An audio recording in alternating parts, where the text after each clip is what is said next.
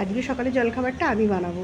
আর বাড়িতে সবাই আছে, বোনের বাচ্চারা, তো আমি ভাবলাম বরঞ্চ উপমা বানাই। আর মা আমার হাতে উপমা খেতে খুবই ভালোবাসে। ভালো, এখন খেলায় ব্যস্ত। বাবা খেয়ে নাও, গরম গরম খেয়ে বলতো কেমন হয়েছে? ভালো হয়েছে। ভালো হয়েছে?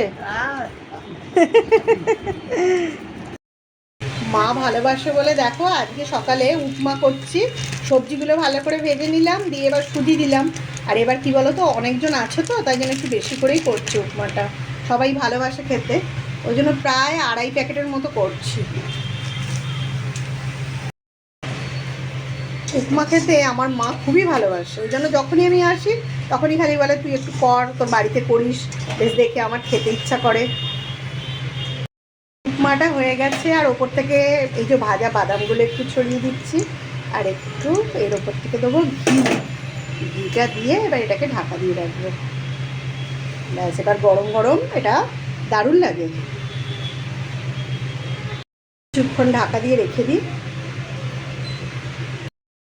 সেটাকে খুলে ভালো করে এবার মিশিয়ে দিই। আর বাচ্চাগুলো বসে আছে খাবার জন্য, সব খিদে পেয়ে গেছে। এবার উপমা ভাগ করা হচ্ছে। আর দেখো বাড়িতে কাজ হচ্ছে বলে সব কিছু তুলতেও পাচ্ছি না, আওয়াজও হচ্ছে খুব। না খাবি, আয় খেয়ে দেখ কেমন হয়েছে। বলছে না, খেলতেই ব্যস্ত। আয় আয় আয়, ঠিক আছে একটু খেয়ে বল কেমন হয়েছে। না কেমন হয়েছে বলবে, কেমন হয়েছে, কেমন হয়েছে বল, জোরে বল, বল বল বল।